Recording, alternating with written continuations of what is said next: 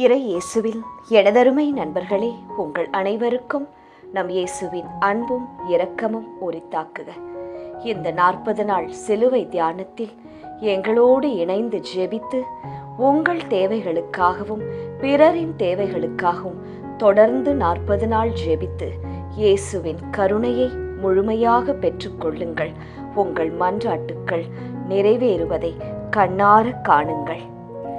40 நாள் சிலுவை தவம் தொடக்க ஜெபம்.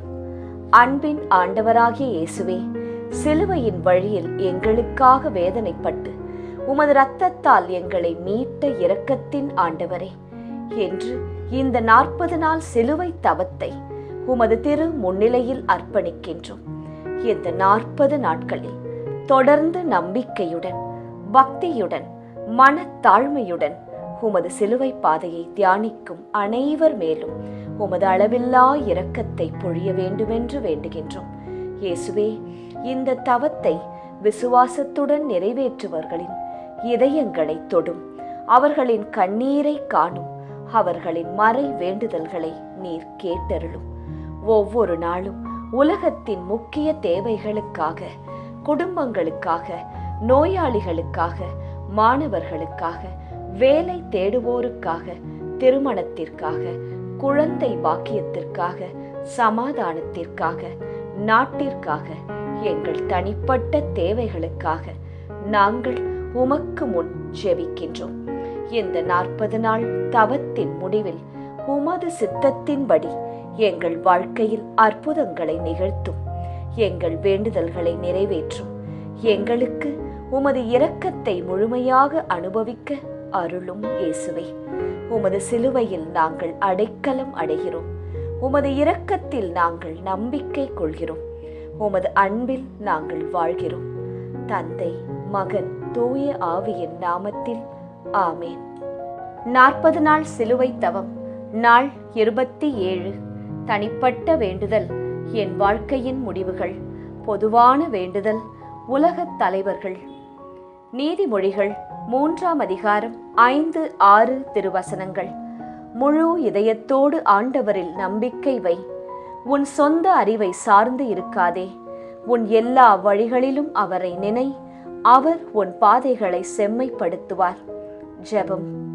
சிலுவையின் வேதனையை சகித்த இயேசுவே, மனிதரின் இரட்சிப்பிற்காக முட்கிரீடம் சூடியும் சிலுவையின் பாரத்தை சுமந்தும் அளவில்லா துன்பத்தை தாங்கிய ஆண்டவரே, என் வாழ்க்கையில் எடுக்க வேண்டிய முடிவுகள் அனைத்திலும் உமது ஞானமும் வழிகாட்டுதலும் எனக்கு தாரும். உலக நாடுகளை வழிநடத்தும் அனைத்து தலைவர்களுக்கும் நீதி, கருணை, சமாதானம் நிறைந்த ஞானத்தை அருளும். சிலுவையில் நீர் அனுபவித்த தியாகம் உலகத்தில் உண்மை, நீதி, சமாதானம் நிலைக்க வழிகாட்டும். சிலுவையின் தியாக இயேசுவே, எங்கள் முடிவுகளை வழிநடத்தும். ஆமேன். சிலுவை பாதை. முன்னுரை. சுற்றும் வரை பூமி, சுடும் வரை நெருப்பு, போராடும் வரைதான் மனிதன் என்பார்கள். ஆம், போராட்டம் இல்லா வாழ்வு செத்த வாழ்வு. ஒவ்வொருவருக்கும் வாழ்வில் பல சவால்கள் உண்டு.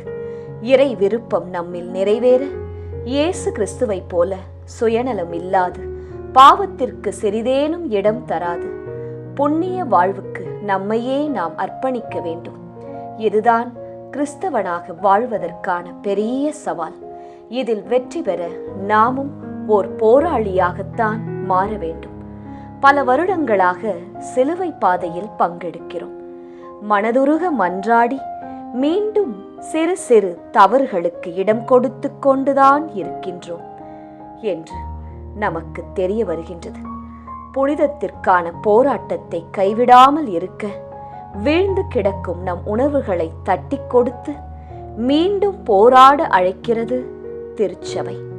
பாவத்தால் விழுந்து கிடக்கும் நாம் எப்பொழுதெல்லாம் எழுந்து நடக்கிறோமோ, போராட ஆரம்பிக்கிறோமோ, அப்பொழுதே நாம் உண்மையான கிறிஸ்தவனாக மாறுகிறோம்.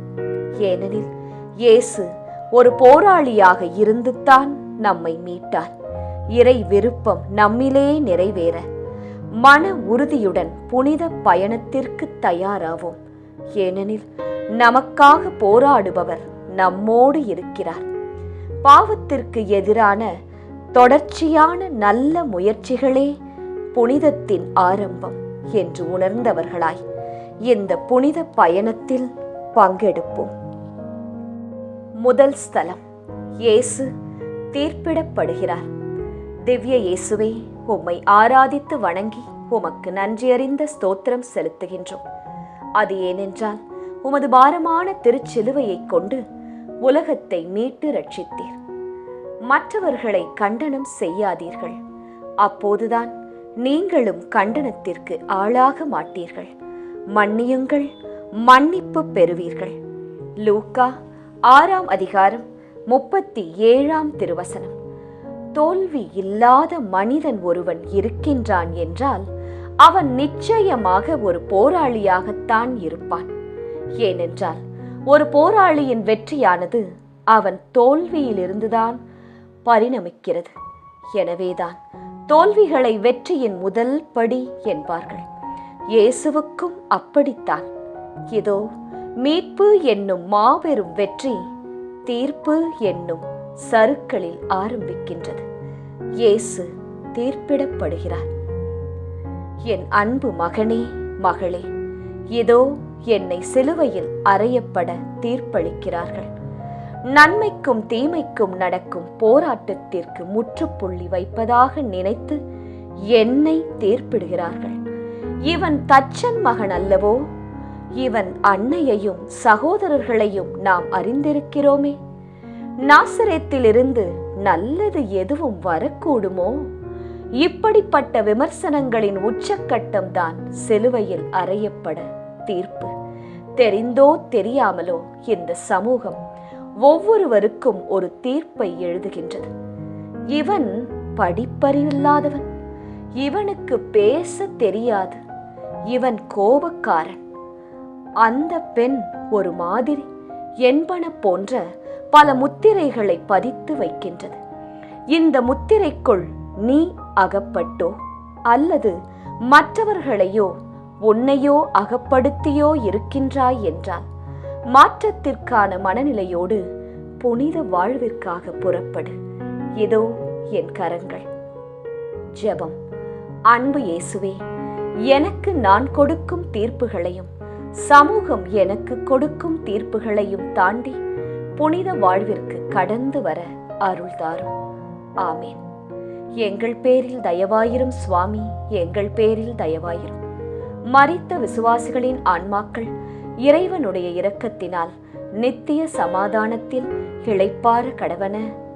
ஆமேன். இரண்டாம் ஸ்தலம், இயேசுவின் மேல் சிலுவை சுமத்தப்படுகிறது. திவ்ய இயேசுவே, உம்மை ஆராதித்து வணங்கி உமக்கு நன்றியறிந்த ஸ்தோத்திரம் செலுத்துகின்றோம். அது ஏனென்றால் உமது பாரமான திருச்சிலுவையை கொண்டு உலகத்தை மீட்டு ரட்சித்தீர்.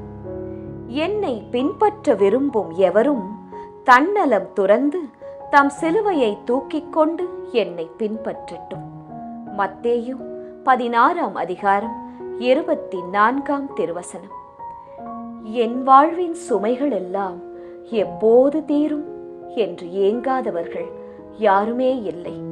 குடும்பம், பிள்ளைகள், படிப்பு, தொழில், எதிர்காலம், இது போன்ற எத்தனையோ சுமைகளோடு தினம் தினம் நாம் அனைவரும் போராடுகிறோம்.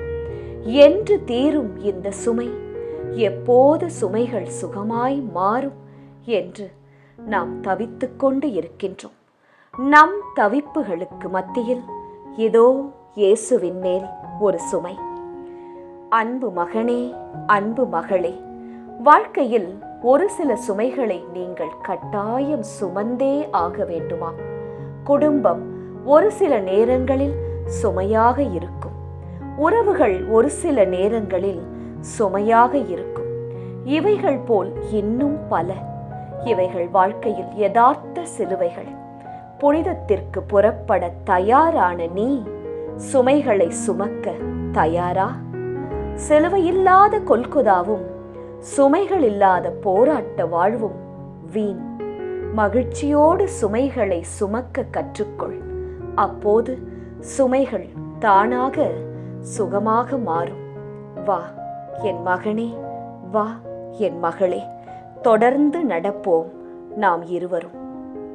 ஜெபம். அன்பு இயேசுவே, என் சுமைகளை தாங்கிய வண்ணமாக புனித வாழ்வுக்கு கடந்து வர அருள் தாரும்.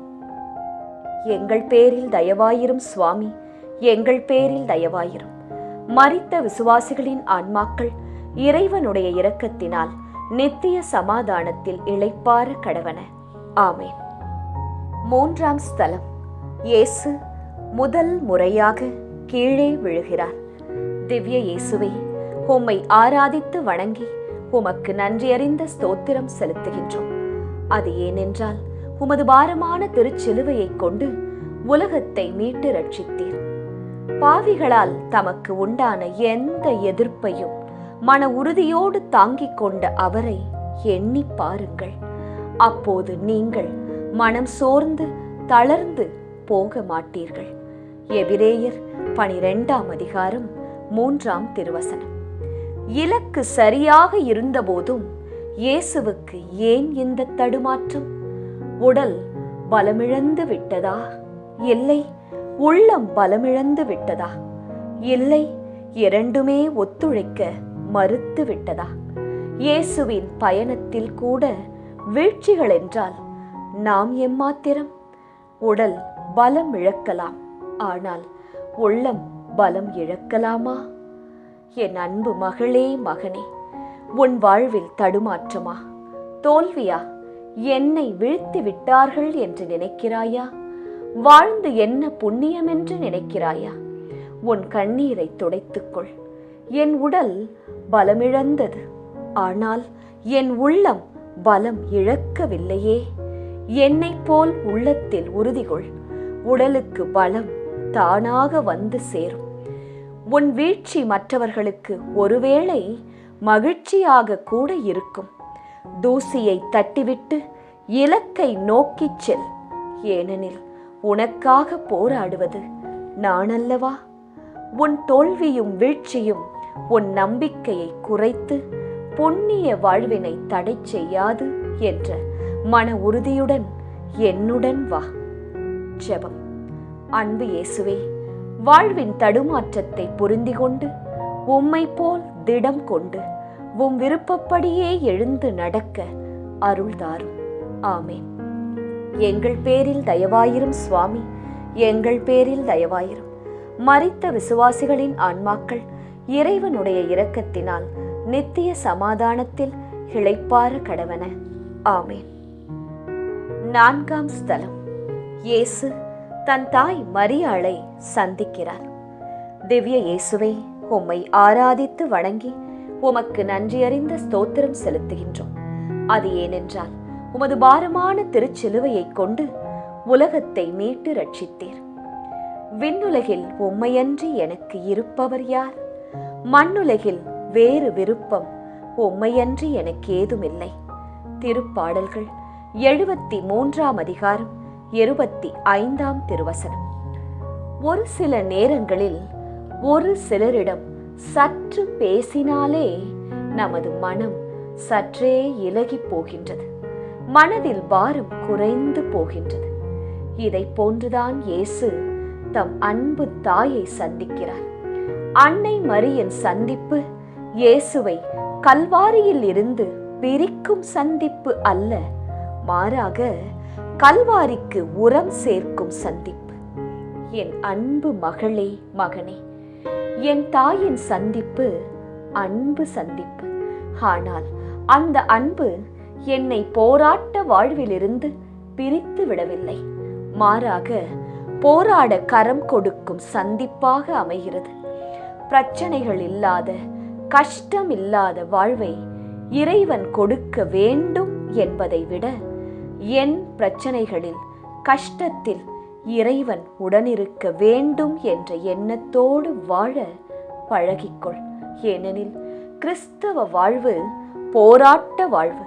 கிறிஸ்தவ மீட்பென்பது சிலுவை வழி மீட்பு.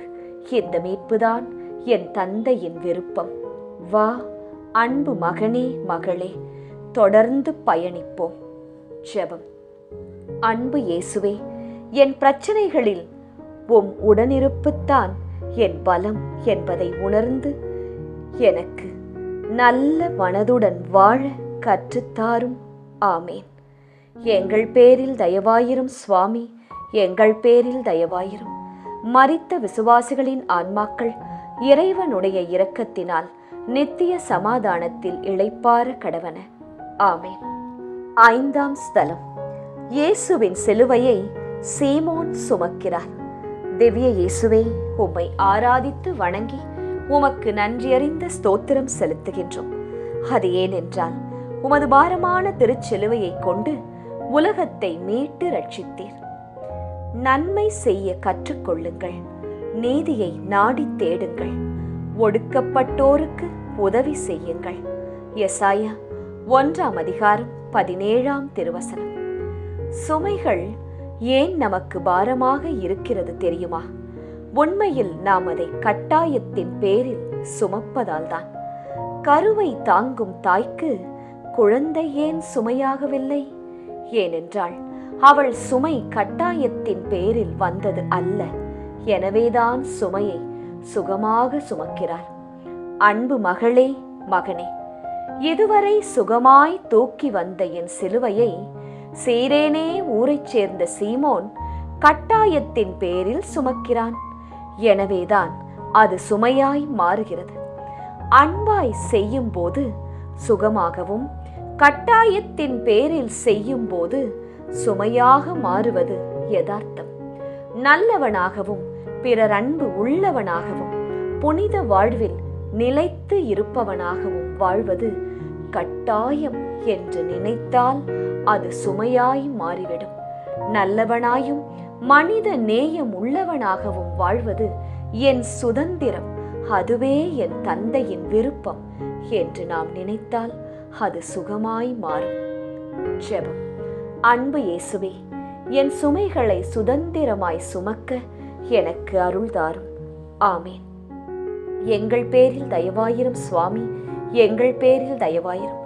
மரித்த விசுவாசிகளின் ஆன்மாக்கள் இறைவனுடைய இரக்கத்தினால் நித்திய சமாதானத்தில் இளைப்பாற கடவன. ஆமேன். 6ஆம் ஸ்தலம். இயேசுவின் முகத்தை வெரோனிக்கா துடைக்கிறார். திவ்ய இயேசுவே, உம்மை ஆராதித்து வணங்கி உமக்கு நன்றியறிந்த ஸ்தோத்திரம் செலுத்துகின்றோம். அது ஏனென்றால் உமது பாரமான திருச்சிலுவையை கொண்டு உலகத்தை மீட்டு ரட்சித்தீர். இவ்வாறு நீங்கள் நன்மையை செய்ய முன்வருவதன் மூலம் மதிகெட்ட அறிவிலிகளை வாயடைக்கச் செய்ய வேண்டும் என்பதே கடவுளின் திருவுளம். 1 பேதுரு 2ஆம் அதிகாரம் 15ஆம் திருவசனம். இயேசுவின் கல்வாரி பாதையில் இதோ இயேசுவுக்கு இன்னும் ஒரு தாய். 10 மாதம் தாங்கும் பாக்கியமில்லாத தாய்தான். ஆனால் இவளின் செயல்கள் தாயை பிரதிபலிக்கும் செயல்கள். வெறும் உணர்ச்சிகளை மையமாக கொண்ட அன்பு தடைகளை பார்த்து தளர்ந்துவிடும். ஆனால் உள்ளத்தை மையமாக கொண்ட அன்பு தடைகளை தாண்டி வளரும். இதோ வெரோனிக்காள் உண்மையான அன்பால் உந்தப்பட்டு இயேசுவின் முகத்தை துடைக்கிறார். என் அன்பு மகனே, மகளே, உனது போராட்ட வாழ்வில் என்னை சந்திக்க வேண்டுமா? அப்படி என்றால் இதோ இந்த வெரோனிக்காவை போல் பல தடைகளை தாண்ட வேண்டும். நீ உன் சுயநலம், அந்தஸ்து, பதவி, உன் அடையாளம் இவைகளை தாண்டி வர வேண்டும். உன் சுயநல வேலிகளை தாண்டி என்னிடம் வருவாயா? இதோ தாகமாயிருக்கிறேன், என் தந்தையின் விருப்பத்தை நிறைவேற்ற. வா என் மகனே, என் மகளே. ஜெபம். அன்பு இயேசுவே, நல்ல கிறிஸ்தவ மக்களாக வாழ எதிர்வரும் தடைகளை தாண்டி வர உமது பலத்தை தாரும். ஆமேன். எங்கள் பேரில் தயவாயிரும் சுவாமி, எங்கள் பேரில் தயவாயிரும். மரித்த விசுவாசிகளின் ஆன்மாக்கள் இறைவனுடைய இரக்கத்தினால் நித்திய சமாதானத்தில் இளைப்பாற கடவன. ஆமேன். 7ஆம் ஸ்தலம். இயேசு 2ஆம் முறை கீழே விழுகிறார். திவ்ய இயேசுவே, உம்மை ஆராதித்து வணங்கி உமக்கு நன்றியறிந்த ஸ்தோத்திரம் செலுத்துகின்றோம். அது ஏனென்றால் உமது பாரமான திருச்சிலுவையை கொண்டு உலகத்தை மீட்டு ரட்சித்தீர். உங்கள் மனம் ஆர்வமுடையதுதான், ஆனால் உடல் வலுவற்றது. எனவே சோதனைக்கு உட்படாதிருக்க விழித்திருந்த இறைவனிடம் வேண்டுங்கள். மத்தேயு 26ஆம் அதிகாரம் 41ஆம் திருவசனம். துவக்கம் நன்றாக இருக்கும்போது இந்த உலகம் கைதட்டி பார்க்கிறது, பாராட்டுகிறது. ஆனால் இடையில் தடுமாறும் போது கர ஒலிகள் அனைத்தும் விமர்சன ஒலிகளாக மாறிவிடுகிறது. எனக்கு அப்பவே தெரியும், இவனால முடியாது, இவனுக்கு ஏன் இந்த வேண்டாத வேலை? இது போன்ற பல விமர்சனங்களை நீங்கள் கேட்கலாம். ஏதோ உறுதியோடு ஆரம்பித்த இயேசுவின் புரட்சி பயணத்தில் இடைச்செருக்காக வந்த 2ஆம் வீழ்ச்சி. இயேசு 2ஆம் முறை தரையில் வீழ்கிறார். விண்ணுக்கும் மண்ணுக்கும் இடையே போராட்டத்தில் இதோ மண் 2வது முறையாக மிரட்டி பார்க்கின்றது. ஆம், என் அன்பு மகளே, மகனே, நான் மாற வேண்டும், என் சிந்தனை மாற வேண்டும், என் செயல்கள் மாற வேண்டும் என்ற உறுதியோடு ஆரம்பித்த உன் முயற்சியில் நிலைத்து நிற்க முடியாமல் வீழ்ந்து விட்டாயா? உடலுக்கும் ஆன்மாவிற்கும் நடக்கும் போராட்டத்தில் உடல் வென்று விட்டதென்று நினைக்கிறாயா? இல்லை, இது உன் பயணத்தில் வந்த சறுக்கல்கள், அவ்வளவுதான். மீண்டும் எழுந்து நடக்க கற்றுக்கொள். ஏனெனில் கல்வாரி இன்னும் சற்று தொலைவில்தான் உள்ளது. புனித வாழ்வென்பது நல்லவற்றிற்காக இன்னும் சற்று முயற்சிக்கும் போராட்டம்தான். துணிவு கொள், எழுந்து நட. ஜெபம். அன்பு இயேசுவே, என் வாழ்வில் வரும் சறுக்கல்களை என் வாழ்வின் செதுக்கல்களாக மாற்றிக்கொள்ள அருள் தாரும். ஆமேன். எங்கள் பேரில் தயவாயிரும் சுவாமி, எங்கள் பேரில் தயவாயிரும். மரித்த விசுவாசிகளின் ஆன்மாக்கள் இறைவனுடைய இரக்கத்தினால் நித்திய சமாதானத்தில் இளைப்பாற கடவன. ஆமேன். 8ஆம் ஸ்தலம். இயேசு எருசலேம் பெண்களுக்கு ஆறுதல் கூறுகிறார். திவ்ய இயேசுவே, உம்மை ஆராதித்து வணங்கி உமக்கு நன்றியறிந்த ஸ்தோத்திரம் செலுத்துகின்றோம். அது ஏனென்றால் உமது பாரமான திருச்சிலுவையை கொண்டு உலகத்தை மீட்டு ரட்சித்தீர். காலம் நிறைவேறி விட்டது, இறையாட்சி நெருங்கி வந்துவிட்டது. மனம் மாறி நற்செய்தியை நம்புங்கள். மார்க்கு 1ஆம் அதிகாரம் 15ஆம் திருவசனம். வார்த்தைகளாலும் செயல்களாலும் வெளிப்படுத்த முடியாத உணர்வுகளை கண்ணீர் வெளிப்படுத்திவிடும். இதோ இயேசுவின் மேல் உள்ள பரிதவிப்பை தங்கள் கண்ணீரால் வெளிப்படுத்துகிறார்கள் எருசலேம் பெண்கள். பாவத்தால் கரைப்பட்ட இம்மனிதத்தை உங்கள் கண்ணீரால் அல்ல, என் செந்நீரால் கழுவ இருக்கின்றேன் என்று புரிய வைக்கிறார் இயேசு. அன்பு மகனே, மகளே, உன் வாழ்க்கையில் வரும் துயரங்களை எருசலேம் பெண்களைப் போன்று கண்ணீரோடு நிறுத்திவிடாதே. உமது துயரங்களையும் போராட்டங்களையும் என்னை போல வெற்றி கொண்டு நிறுத்த வேண்டும். உன் கண்ணீர் துளிகளை பன்னீர் துளிகளாக மாற்ற புனித வாழ்விற்கான போராட்டத்தை பலமாக்குவது உன் பொறுப்பு. என் அருள் உனக்கு போதும். உன் பலவீனத்தில் என் பலம் பூரணமாய் விளங்கும். தொடர்ந்து வா. ஜெபம். அன்பு இயேசுவே, என் முயற்சிகளை கண்ணீரோடு நிறுத்தி விடாமல் இறுதி வரைக்கும் போராடும் மனப்பக்குவத்தை தந்தருளும். ஆமேன். எங்கள் பேரில் தயவாயிரும் சுவாமி, எங்கள் பேரில் தயவாயிரும். மரித்த விசுவாசிகளின் ஆன்மாக்கள் இறைவனுடைய இரக்கத்தினால் நித்திய சமாதானத்தில் இளைப்பாற கடவன. ஆமேன். 9ஆம் ஸ்தலம். இயேசு 3ஆம் முறை கீழே விழுகிறார். திவ்ய இயேசுவே, உம்மை ஆராதித்து வணங்கி உமக்கு நன்றியறிந்த ஸ்தோத்திரம் செலுத்துகின்றோம். அது ஏனென்றால் உமது பாரமான திருச்சிலுவையை கொண்டு உலகத்தை மீட்டு ரட்சித்தீர். சிலுவையின் மீது தம் உடலில் நம் பாவங்களை அவரே சுமந்தார்.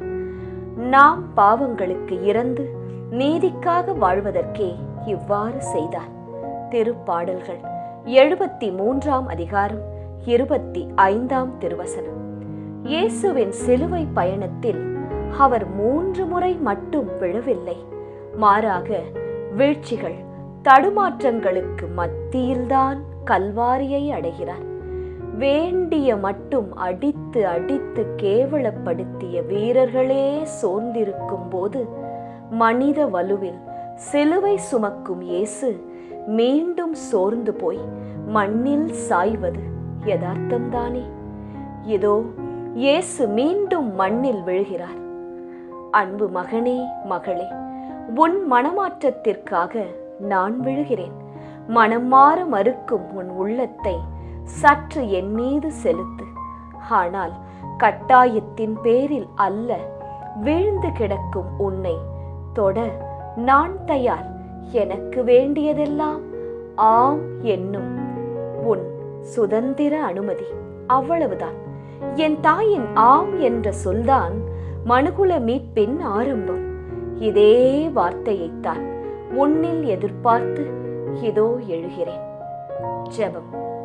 அன்பு இயேசுவே, என் மனமாற்றத்திற்கு தடையாக இருப்பதை விலக்கி வைக்க என் மனதிற்கு பலத்தை தாரும். ஆமேன். எங்கள் பேரில் தயவாயிரும் சுவாமி, எங்கள் பேரில் தயவாயிரும். மரித்த விசுவாசிகளின் ஆன்மாக்கள் இறைவனுடைய இரக்கத்தினால் நித்திய சமாதானத்தில் இளைப்பாற கடவன. ஆமேன். 10ஆம் ஸ்தலம். இயேசுவின் ஆடைகளை களைகிறார்கள். திவ்ய இயேசுவே, உம்மை ஆராதித்து வணங்கி உமக்கு நன்றியறிந்த ஸ்தோத்திரம் செலுத்துகின்றோம். அது ஏனென்றால் உமது பாரமான சிறுச்சிலுவையை கொண்டு உலகத்தை மீட்டு ரட்சித்தீர். கிறிஸ்துவும் உங்களுக்காக துன்புற்று ஒரு முன்மாதிரியை வைத்து சென்றுள்ளார். எனவே நீங்கள் அவருடைய அடிச்சுவடுகளை பின்பற்றுங்கள். இதற்காகவே அழைக்கப்பட்டு உள்ளீர்கள். 1 பேதுரு 2ஆம் அதிகாரம் 21ஆம் திருவசனம். வியர்வையாலும் இரத்தத்தாலும் நனைந்திருக்கும் இயேசுவின் உடைகளை களைகிறார்கள். அதில் அந்த ஆடை யாருக்கு என்பதற்காக சீட்டு போட்டு தேர்ந்தெடுக்கிறார்கள். ஆனால் உண்மையில் விலைமதிப்பு இல்லாதது அந்த ஆடைக்குள் இருந்த இயேசுவின் உடல்தான். மூடர்கள் முத்தை விட்டுவிட்டு சிப்பியை எடுத்துக் கொள்கிறார்கள். அன்பு மகளே, மகனே, சுதந்திரம் என்பது இன்னொரு வார்த்தையில் சொல்ல வேண்டுமென்றால் அதை தேர்ந்தெடுத்தல் என்று சொல்லலாம். நன்மை, தீமை, பாவம், புண்ணியம், உண்மை, பொய், இவைகளுக்கு மத்தியில் எதை நீ தேர்ந்தெடுக்க விரும்புகிறாய்?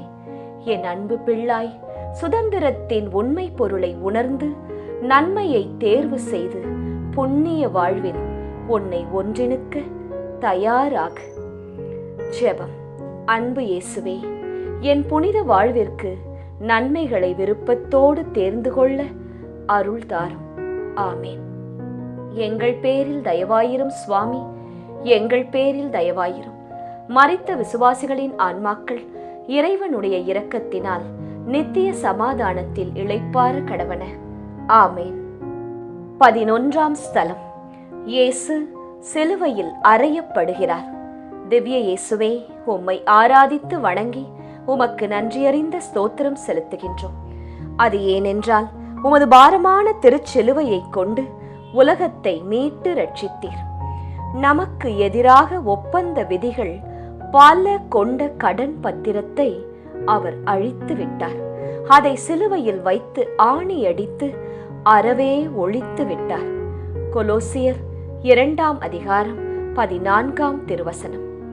முன்பு ஆடைகளை களைந்தார்கள், இப்போது உயிரை களைகிறார்கள். முன்பு இயேசுவின் மேல் சிலுவை, இப்போது சிலுவையின் மேல் இயேசு.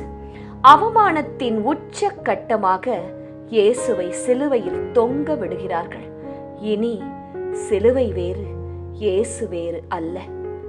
அன்பு மகனே, மகளே, சிலுவையை என்னிடமிருந்து பிரித்தால் நான் வந்த நோக்கமே பொய்யாய் போகும். சிலுவை என் இலக்கு, அதில் ஆணிகள் என் பரிசு.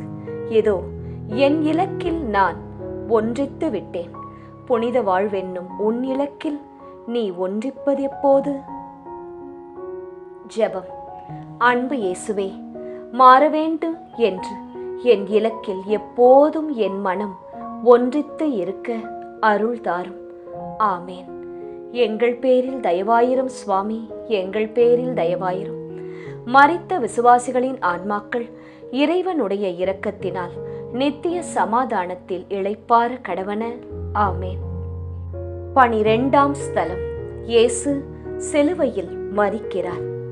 திவ்ய இயேசுவே, உம்மை ஆராதித்து வணங்கி உமக்கு நன்றியறிந்த ஸ்தோத்திரம் செலுத்துகின்றோம். அது ஏனென்றால் உமது பாரமான திருச்சிலுவையை கொண்டு உலகத்தை மீட்டு ரட்சித்தீர். தாமே துன்புற்று பகைமையை அழித்தார். சிலுவையின் வழியாக இரு இனத்தவரையும் ஒரு உடலாக்கி கடவுளோடு ஒப்புரவாக்க இப்படி செய்தார். எபேசியர் 2ஆம் அதிகாரம் 16ஆம் திருவசனம். மரணம் என்றால் எல்லோருக்குமே பயம்தான். ஏனென்றால் அதன் பின் என்ன என்று உறுதியாக யாருக்கும் தெரியாது. அதன் பின் என்ன என்ற கேள்வி பயத்தை மட்டுமே உருவாக்கும். ஆனால் இயேசுவுக்கு மரணம் பயமில்லை. ஏனெனில் மரணத்திற்கு பிறகு என்ன நடக்கும் என்று இயேசுவுக்கு தெரியும். இயேசு 3 முறை தன் சீடர்களுக்கும் உலகிற்கும் உரக்க அறிவித்திருந்தார். இதோ உண்மை இப்போது தலை சாய்த்து உறங்குகின்றது. அன்பு மகளே, மகனே, எதிர்காலம் குறித்த உன் கவலைகள் உன்னை பயப்படுத்தும், கோழையாக்கும், சுயநலவாதியாக்கும், உன்னை மாற்றும். எதிர்காலம் குறித்த எச்சரிக்கை வேண்டும், ஆனால் அதை குறித்த கவலை தேவையில்லை. என் மரணம் எனக்கு கவலை இல்லை, மாறாக அது பலருக்கு எச்சரிக்கை. ஆம், புனித வாழ்விற்கு கடந்து வர ஒரு எச்சரிக்கை. ஜெபம்.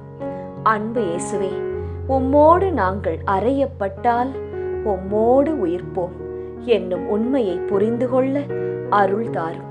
ஆமேன். எங்கள் பேரில் தயவாயிரும் சுவாமி, எங்கள் பேரில் தயவாயிரும். மரித்த விசுவாசிகளின் ஆன்மாக்கள் இறைவனுடைய இரக்கத்தினால் நித்திய சமாதானத்தில் இளைப்பாற கடவன. ஆமேன். 13ஆம் ஸ்தலம். இயேசு தன் தாய் மரியாவின் மடியில் கிடத்தப்படுகிறார். திவ்ய இயேசுவே, உம்மை ஆராதித்து வணங்கி உமக்கு நன்றியறிந்த ஸ்தோத்திரம் செலுத்துகின்றோம். அது ஏனென்றால் உமது பாரமான திருச்சிலுவையை கொண்டு உலகத்தை மீட்டு ரட்சித்தீர். நம்பிக்கையை தொடங்கி வழி நடத்துபவரும் அதை நிறைவு செய்பவருமான இயேசுவின் மீது கண்களை பதிய வைப்போம். எபிரேயர் 12ஆம் அதிகாரம் 2ஆம் திருவசனம்.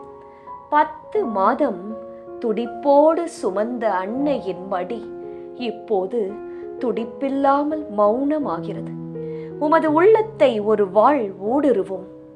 இல்லை, பல வாள்கள் ஊடுருவிற்று. இத்தனை வேதனைகளையும் தம் மௌனத்தால் தாங்குகிறாள் அன்னை மரியாள். உள்ளத்தில் 1000 கேள்விகள் உண்டு மரியாளுக்கு. ஆனால் பதிலுக்காக காத்திருக்கிறாள் நம் அன்னை. அன்பு மகளே, மகனே, புனிதத்திற்கான போராட்ட வாழ்வில் உள்ளத்தை நொறுங்க செய்யும் பல கேள்விகள் மலையாய் உதிக்கும். கெட்டவன் நன்றாகத்தானே வாழ்கிறான், நல்லவர்களுக்கு மட்டும் ஏன் இந்த நிலை? உலகம் நல்லவர்களை அடையாளம் கண்டுகொள்வதே இல்லையே, ஏன்? உத்தமர்களுக்கு ஏன் இத்தனை நொறுக்கல்கள்? இத்தனை கேள்விகளுக்கும் பதில் அன்னை மரியாளின் மௌனம்தான். நீயும் காத்திரு, உன் உண்மை வெல்லும். ஜெபம். அன்பு இயேசுவே, வாழ்வின் நொறுக்கல்கள் வரும்போது வெடித்து சிதறாமல் உம் அன்னையை போன்று மௌனம் காக்க பொறுமை கொள்ள அருள்தாரும். ஆமேன். எங்கள் பேரில் தயவாயிரும் இயேசுவே, எங்கள் பேரில் தயவாயிரும். மரித்த விசுவாசிகளின் ஆன்மாக்கள் இறைவனுடைய இரக்கத்தினால் நித்திய சமாதானத்தில் இளைப்பாற கடவன. ஆமேன். 14ஆம் ஸ்தலம். இயேசு கல்லறையில் அடக்கம் செய்யப்படுகிறார். திவ்ய இயேசுவே, உம்மை ஆராதித்து வணங்கி உமக்கு நன்றியறிந்த ஸ்தோத்திரம் செலுத்துகின்றோம். அது ஏனென்றால் உமது பாரமான திருச்சிலுவையை கொண்டு உலகத்தை மீட்டு ரட்சித்தீர். தம் சிலுவையினால் கிடைத்த வெற்றியால் ஆட்சியாளர், அதிகாரம் கொண்டோர் ஆகியோரின் படை கலன்களை கிறிஸ்து பிடுங்கிக் கொண்டு அவர்களை இகழ்ச்சிக்குள்ளாக்குமாறு ஊர்வலமாக இழுத்துச் சென்றார்.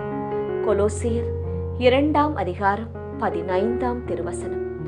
புரட்சியாளனை புதைப்பதாக நினைத்து கல்லறையில் அடக்கம் செய்கிறார்கள். ஆனால் புனிதம் இங்கு புதைக்கப்படவில்லை, மாறாக விதைக்கப்படுகிறது. அத்தனையும் நிறைவேறிவிட்டது என்றார்கள். இல்லை இல்லை, இப்போதுதான் தொடங்கப் போகின்றது. இத்தனை வருட போராட்ட வாழ்வு மொத்தமாய் இயேசுவின் உயிர்ப்பில் பலன் கொடுக்க போகிறது. இதுவரையில் வெற்றி பெற்றதாக நினைத்து கொண்டவர்கள் இதோ இயேசுவின் அடக்கத்திற்கு பிறகு ஒவ்வொரு நொடிக்கும் தோற்க ஆரம்பிக்கின்றார்கள். என் அன்பு மகளே, மகனே, பல நேரங்களில் தீமை வெற்றி பெறுவதைப் போல் மாயை உண்டாகும். ஆனால் தீமைக்கு எப்போதும் இறுதி வெற்றி இல்லை. இறுதியில் வெல்லப் போவது உண்மை, சத்தியம் மட்டுமே. தீமை தரும் மாயையில் மயங்கி என் மகனாக மகளாக வாழ நீ எடுக்கும் முயற்சிகளில் பின்வாங்காதே. ஏனெனில் இறுதியில் வெல்லப் போவது எனது சத்தியம், எனது உண்மை மட்டுமே. ஜெபம். அன்பு இயேசுவே, இறுதியில் வெல்லப் போகும் உமது நீதிக்காக, உண்மைக்காக என் வாழ்வை மாற்றிக்கொள்ள நான் எடுக்கும் முயற்சிகளை ஆசிர்வதித்து என்றும் உம் பிள்ளையாக வாழ அருள் தாரும். ஆமேன். எங்கள் பேரில் தயவாயிரும் சுவாமி, எங்கள் பேரில் தயவாயிரும். மரித்த விசுவாசிகளின் ஆன்மாக்கள் இறைவனுடைய இரக்கத்தினால் நித்திய சமாதானத்தில் இளைப்பாற கடவன. ஆமேன். முடிவுரை. அன்புக்குரியவர்களே, இயேசுவின் சிலுவை பாதையின் வழியில் நடந்து சிந்தித்த நாம் இதோடு நிறுத்திவிட்டோம் என்றால் ஏதோ வாடிக்கையாக செய்கின்ற செயலாக மாறிவிடும். சிந்தித்தவைகளை நம் அனுதின வாழ்வுக்கு எடுத்துச் சென்று உயிர் கொடுப்போம். கிறிஸ்துவில் என்றும் மரணமில்லை, மாறாக வாழ்வே நிரம்பி இருக்கின்றது. என்னில் வாழ்பவர் இயேசுவே என்ற புனித பவுலின் வார்த்தையை சுதந்தரித்து நம் வாழ்வை இறைவன் கரங்களில் ஒப்புக் கொடுப்போம். புனித வாழ்வு நம்மில் மலர கிறிஸ்து நம்மில் வெளிப்பட வேண்டும். அப்போதுதான் இறைவனின் விருப்பப்படி நம் வாழ்வு அமையும். திருச்சிலுவை பாதை. முடிவு ஜெபம். ஆண்டவராகிய இயேசு கிறிஸ்துவே, கடவுள் வடிவில் விளங்கிய நீர் கடவுளுக்கு இணையாயிருக்கும் நிலையை வலிந்து பற்றி கொண்டிருக்க வேண்டியதொன்றாக கருதவில்லை. ஆனால் உம்மையே வெறுமையாக்கி அடிமையின் வடிவை ஏற்று மனிதருக்கு ஒப்பானீர். மனித உருவில் தோன்றி சாவை ஏற்கும் அளவுக்கு, அதுவும் சிலுவை சாவை ஏற்கும் அளவுக்கு கீழ்ப்படிந்து உம்மையே தாழ்த்தி கொண்டீர். எனவே கடவுள் உம்மை மிகவே உயர்த்தி எப்பெயருக்கும் மேலான பெயரை உமக்கு அருளினார். இந்த மறை உண்மைகளை தியானித்து நாங்கள் உமது திரு இரத்த பேறு பலன்களினால் உலக மாயையிலிருந்தும் கவர்ச்சிகளிலிருந்தும் பாவ நாட்டங்களிலிருந்தும் பாவ பழக்கங்களிலிருந்தும் தீய ஆசைகளிலிருந்தும் உலக கவலைகளிலிருந்தும் பகைமை, பேராசை, கோபம், பொறாமை, பழிவாங்கும் எண்ணங்கள், நோய் நொடிகள் அனைத்திலிருந்தும் எம்மை விடுவித்தருளும். உமது திரு இரத்தத்தால் மீட்கப்பட்ட நாங்கள் பரிசுத்தமாய் வாழவும், உம்மில் அசைக்க முடியாத நம்பிக்கை கொண்டு வாழவும், குடும்ப உறவில் சமாதானத்துடனும் ஒற்றுமையுடனும் வாழ வரம் தந்தருள வேண்டுமென்று உம்மை இறைஞ்சி மன்றாடுகின்றோம். ஆமேன்.